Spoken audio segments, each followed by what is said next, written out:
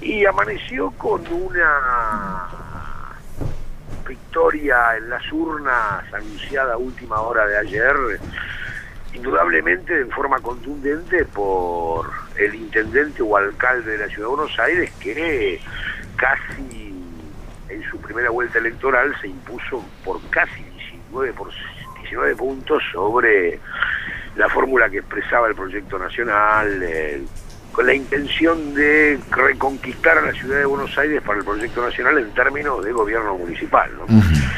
Este es el primer dato que en términos de análisis político, desde un paradigma inamovible para los argentinos hace ya mucho tiempo, que es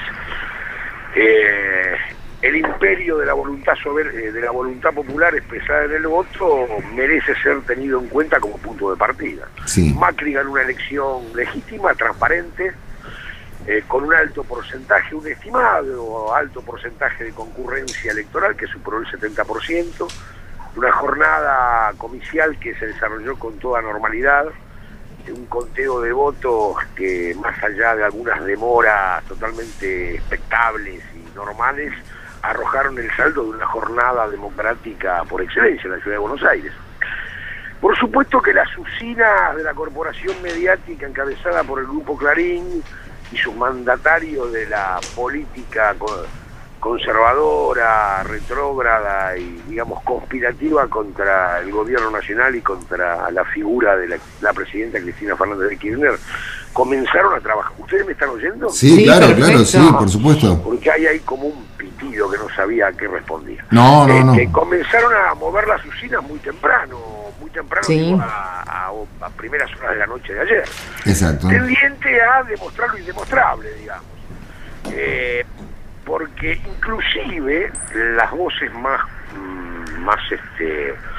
militantes de la corporación mediática, y los sicarios de la palabra mejor pagos de la corporación que encabeza Manieto, hoy fueron muy cuidadosos. Me estoy refiriendo a la columna de Eduardo Van der Koy, que es uno de los sicarios más distinguidos de la palabra a sueldo del monopolio, donde da cuenta de dos o tres elementos que son fundamentales. En primer lugar, es cierta la buena elección, de la buena elección del kirchnerismo en la Ciudad de Buenos Aires en comparación con las elecciones anteriores.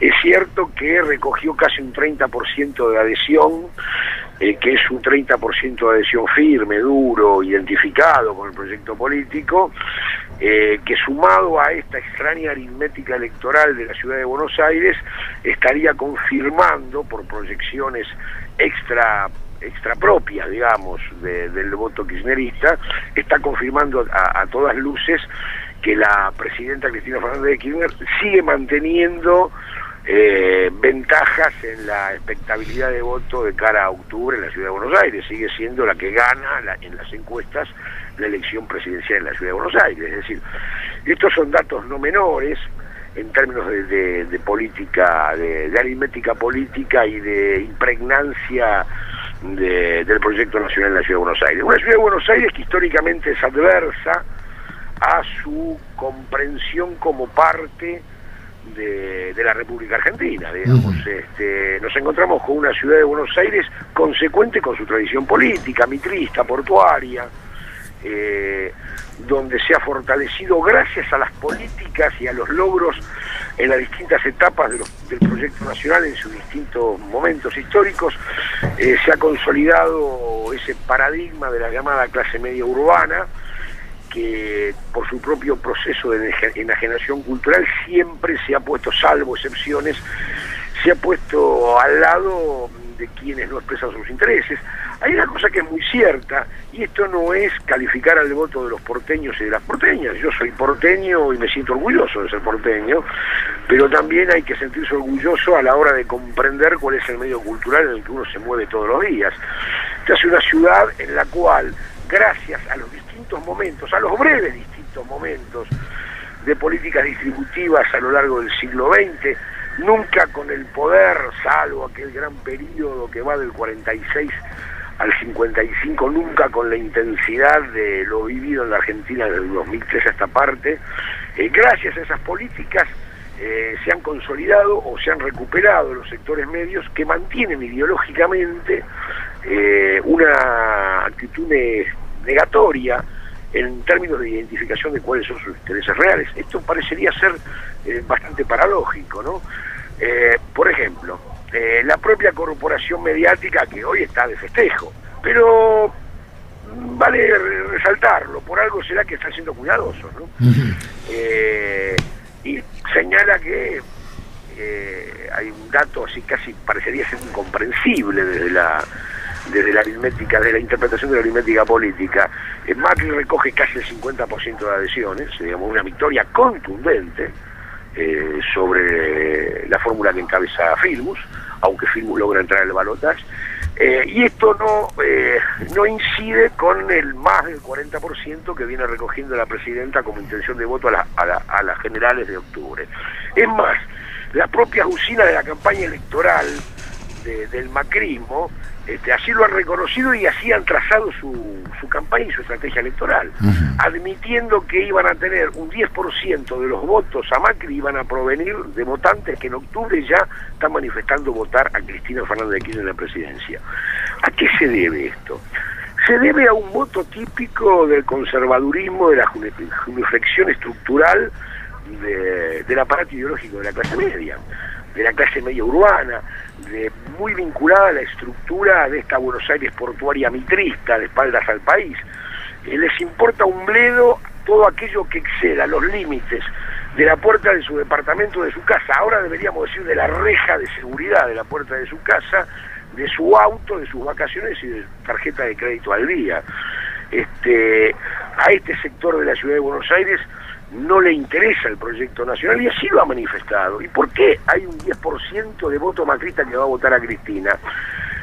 Porque hacen un voto relativamente especulativo en términos de inteligencia especulativa, digamos.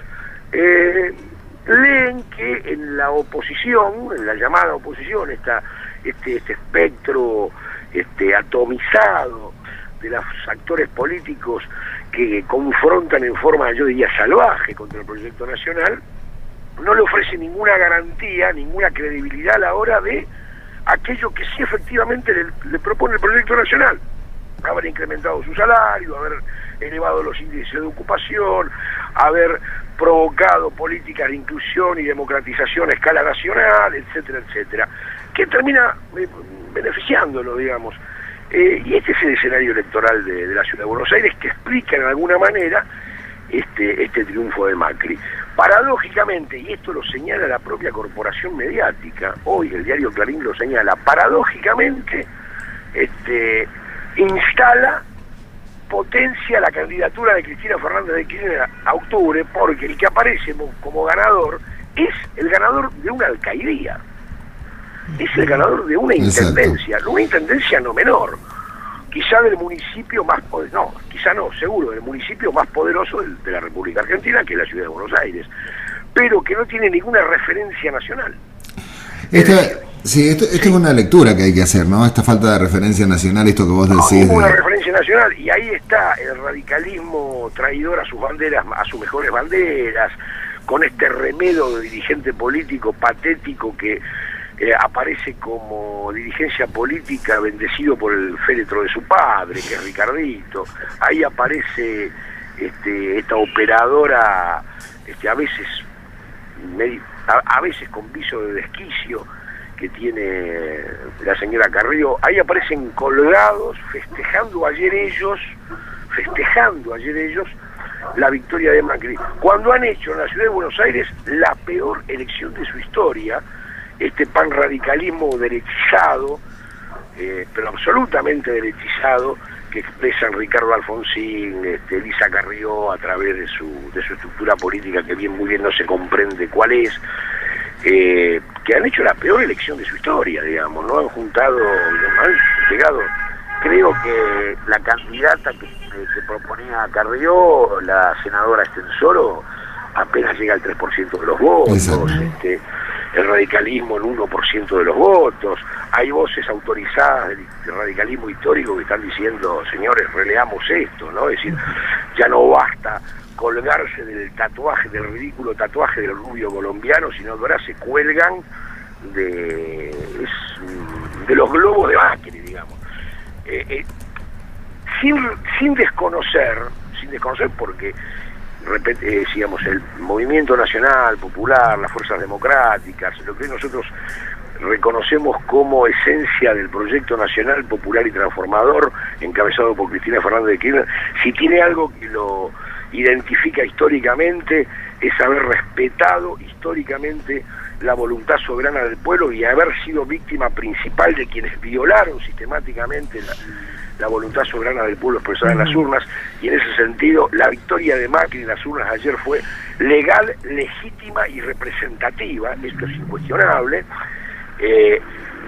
Anida en este proceso político tan peculiar de la ciudad de Buenos Aires, esto es el voto bobo del que hablábamos, ¿no? De aquel con cierto tono de humor que en una columna anterior nos referíamos, el voto boludo, decía yo, ¿no? En clave de humor. Expresa la complejidad de la ciudad de Buenos Aires, que no es tal en tanto y en cuanto recordamos el comportamiento histórico de la ciudad de Buenos Aires. El 17 de octubre de 1945 tuvo como escenario la ciudad de Buenos Aires, pero eclosionó de los cordones suburbanos bonaerenses donde se concentraba la clase obrera trabajadora. La ciudad de Buenos Aires fue el epicentro de la Revolución de Mayo, pero no era la ciudad de Buenos Aires consolidada en términos de mitrismo, digamos, es anterior a la batalla de Cepeda, casi 3/4 de siglo. Claro. La ciudad de Buenos Aires resistió a las invasiones inglesas, pero la ciudad de Buenos Aires resistió a las invasiones inglesas en aquel paradigma de una ciudad de Buenos Aires de la colonia, es decir, la ciudad de Buenos Aires cuando se constituye como capital del país conforme al diseño del modelo oligárquico excluyente de la generación del 80, pasa a transformarse en un bastión de las fuerzas más reaccionarias y conservadoras y de conductas más reaccionarias y conservadoras, a veces disfrazada y para volver al tono de humor y a cierta palabra vieja, de cierto progresismo a la virulí, ¿no? De cierto progresismo berreta. Que ese progresismo berreta termina desflecándose cuando casi la mitad de los porteños y las porteñas convalidan a un gobierno municipal que subejecuta el presupuesto de educación, que subejecuta el presupuesto de salud pública, por una simple razón, porque esa matriz ideológica absolutamente alienada en términos de concepción política coincide con los discursos y con las prácticas políticas discriminatorias, racistas, digamos. A ver, la ciudad de Buenos Aires hay un voto de derecha conservador absolutamente manipulado, porque además la ciudad de Buenos Aires es el principal receptor de las operaciones de la política trasladada a los medios de comunicación. La ciudad de Buenos Aires es donde se concentra el mayor nivel de audiencia en los canales de televisión del monopolio, de las radios del monopolio, es donde se concentra el mayor nivel de circulación de los diarios de la prensa gráfica del monopolio. Bueno, y ahí tenemos esta conducta. Ahora, paradójica